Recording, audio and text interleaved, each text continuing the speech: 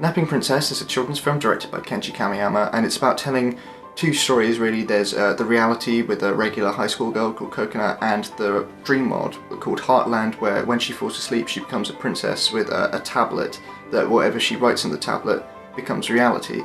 And it's sort of following in the footsteps of classic children's films like Wizard of Oz or Alice in Wonderland, where it's about a real world and a dream world, and about how the line between the two might not be as clear as it seems.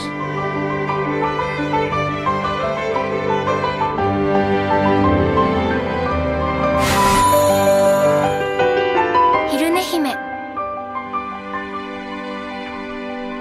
But that comparison to the classic works of Alice in Wonderland and Wizard of Oz, those cultural giants that have shaped children's stories for decades, that's sort of where the similarities end, as it just really doesn't have the same originality or the quality that those stories had when they first came out. I think the film does have some good moments. I think that its main characters in particular, a highlight of the film. She was always fun to watch on screen, and she always kept things moving. Some of the comedy moments I think were quite fun when they were sort of poking fun at the style of the story, as it is semi-told in this fairy tale way. And in the parts where they sort of poke fun at the tropes of some of that, I think was quite funny. But honestly, I think the biggest asset that this film had was they had a really interesting dream world. Like, the dream world was actually interesting.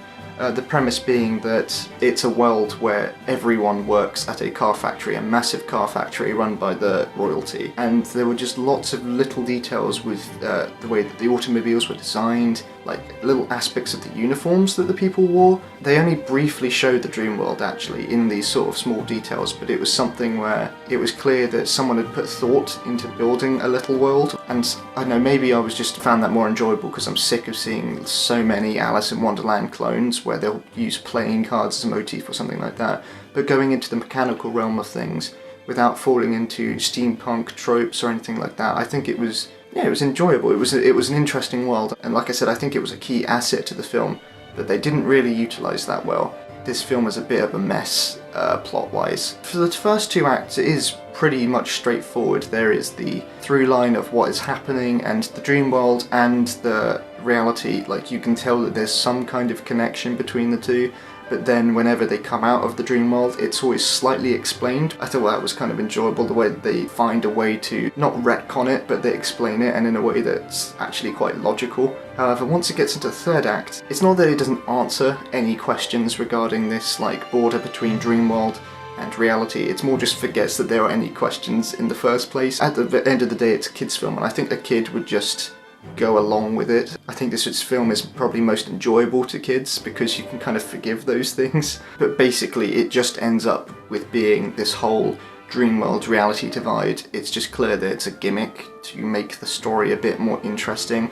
While, like I said, the dream world is the most interesting aspect of it, just shoving it into a story that's not really about the idea of reality and dreams, it feels forced, and it feels like they can turn the final confrontation of something, which in the real world would just be a rather small scale event, they turn it into something massive in the dream world. The third act's just a complete mess, and that, I know that the review is mainly focused on this, but it is because it was such not a letdown to the rest of the film. The rest of the film was fine. It was just, you realise that they didn't really want to tell this specific story, they just wanted to tell a story in general.